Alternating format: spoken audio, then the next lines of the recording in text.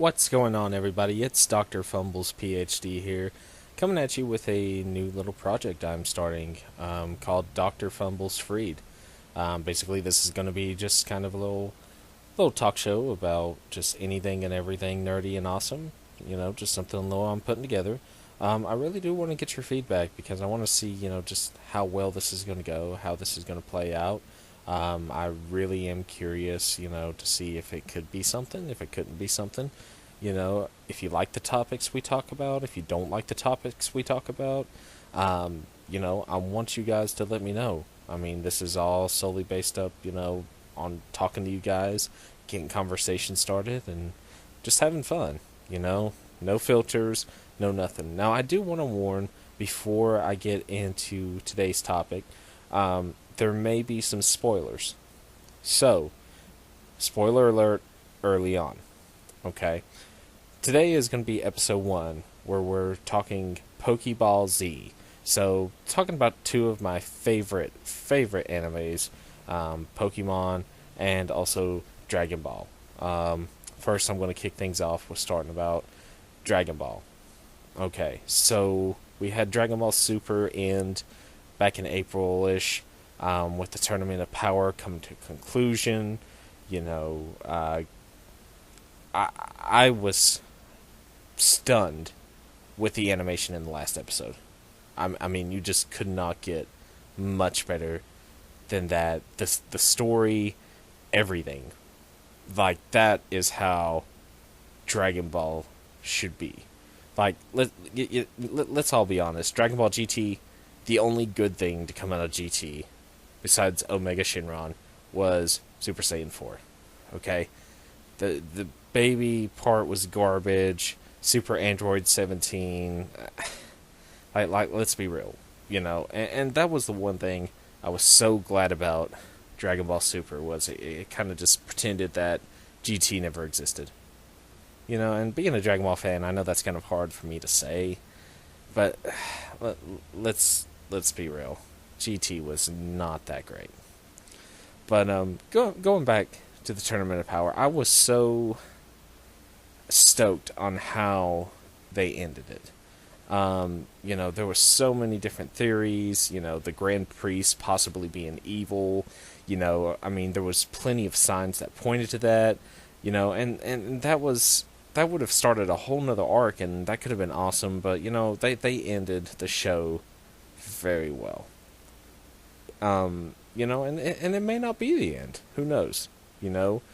At the end, we saw Frieza, is now back alive and raising his army again, ready to go back on his galactic conquest. There's really no way to decipher how it's going to go. But going back to the tournament, we have Android 17, Frieza, Goku. That they're all against Jiren, and everybody's worn out. It's coming down to the wire, last minute. Frieza and Goku, for the first time and ever, put aside their differences because they realize that, hey, you know what? If we don't get this done, we're screwed. Okay, like we're eliminated. We're gone. And that one scene where it shows Frieza and Goku side by side, just pushing Jiren off the edge. I mean, that was just, I don't know, that made my hair stand up. It was epic. It doesn't get much better than that. Like, they did such a job ending Dragon Ball Super. I was just impressed. The whole series was impressive. Now, at first it got off to a little bit of a slow start, but it really, really picked up with, the tournament versus Universe 6. You've got the Zamuza arc. They brought back Vegito there for a little bit. That was pretty awesome. Now, I am kind of disappointed because in the Tournament of Power, when they kind of was like, oh, fusion's going to be legal, let's do fusion, I was really, really hoping that we would get Gogeta. I was really hoping that. But, as it turns out, they had different plans. Let's face it, Ultra Instinct was probably the better way to go anyway. So, which, kind of leads me to a question. Do you think that Super Saiyan Blue Vegito could have beaten Jiren? Because we saw, at Super Saiyan Blue, Vegeta and Goku were able to land a few blows, but were they, would the fusion be enough to have stopped Jiren?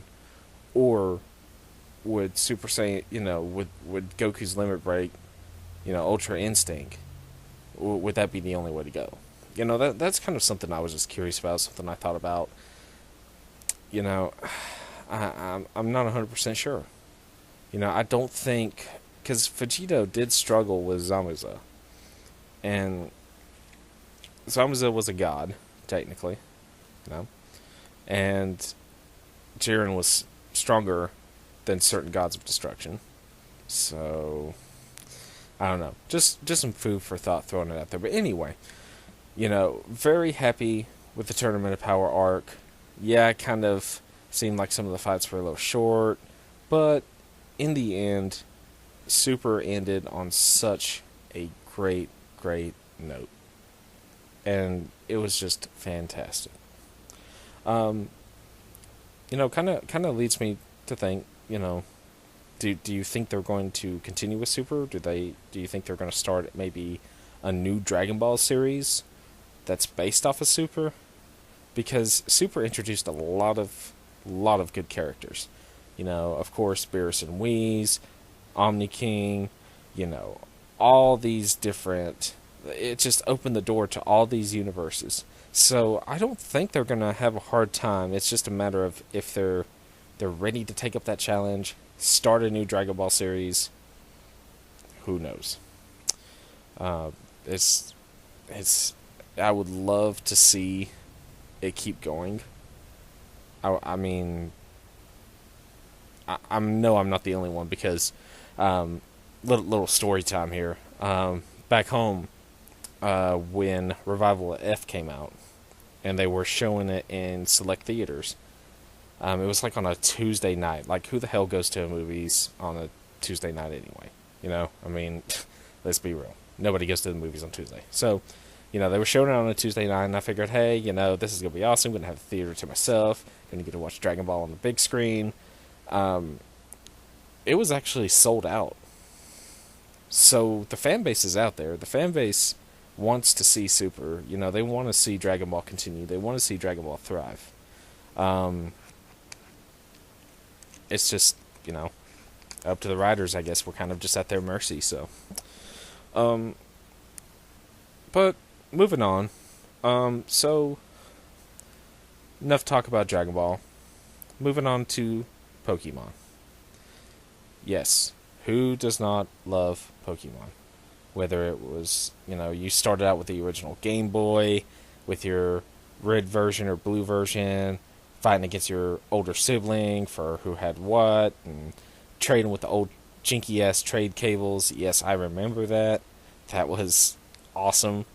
Then you had the yellow version come out, and you actually got to have Pikachu follow you around, which, kind of was mind-blowing. Pokemon's evolved quite a bit. And, over the years, I've kind of, dabbled in maybe, some tournament play a little bit. But I'm very curious to see where this new Let's Go Pikachu, Let's Go Eevee goes. I know you're going back to the Kanto region. I saw some of the E3 footage, some of the gameplay. The concept looks great. I'm so stoked that I bought a Switch for my son, because now I'm totally going to be able to possibly reprehend that and share it with him, and actually go on a Pokemon adventure with him. And let me just branch off on that really quick. Guys, girls, listening, if you're a parent and you're a gamer and your kid's a gamer, there is no greater bond or nostalgia than just sitting there and playing a game of Mario Kart with them, or playing Crash Bandicoot, and just having that bonded time.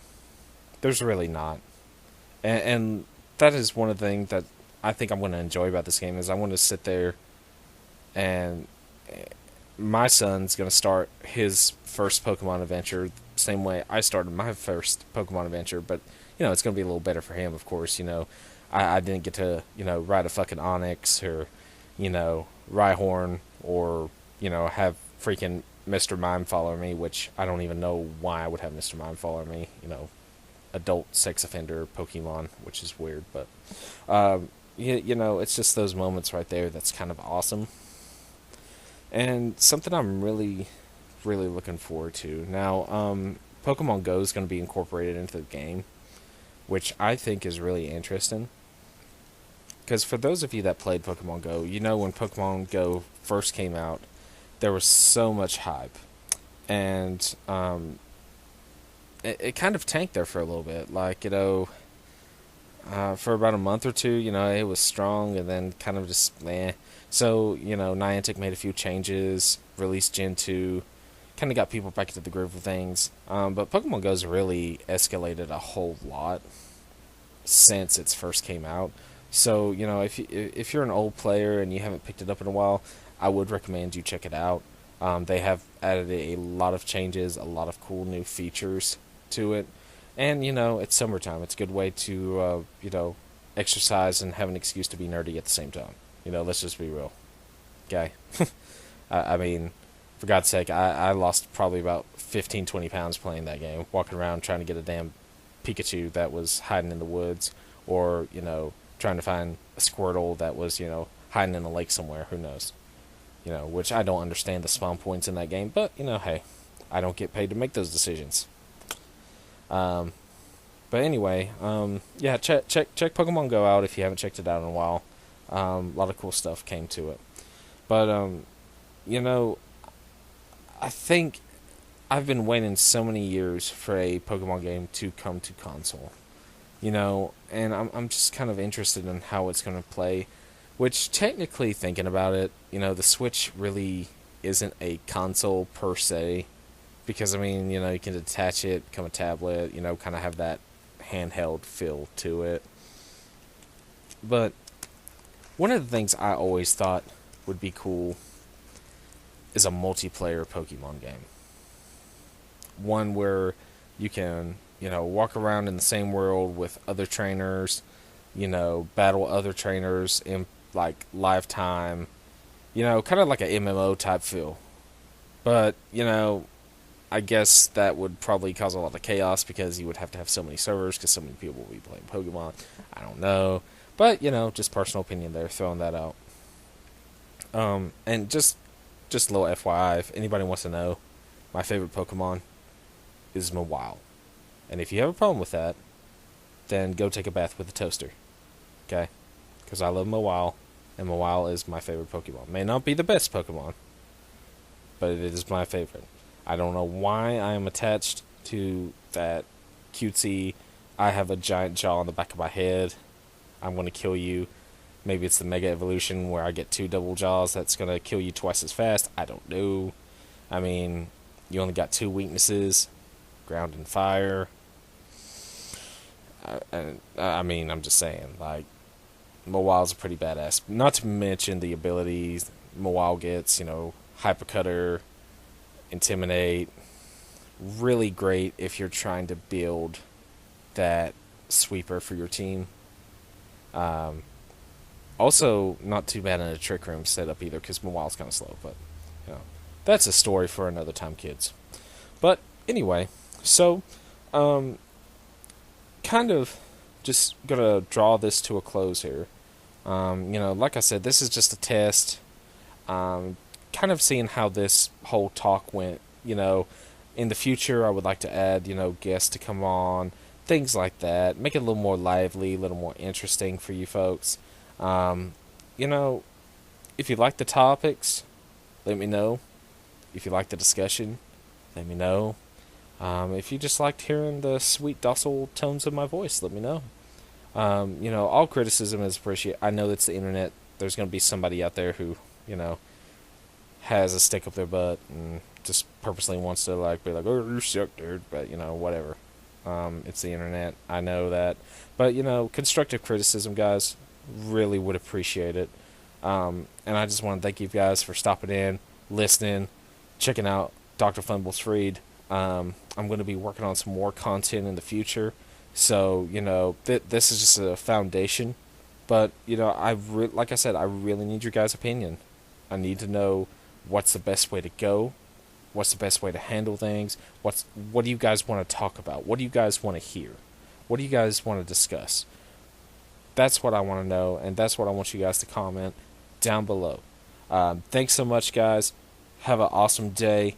Take care, and we'll see you next time on DrFumblezPhD. Peace out.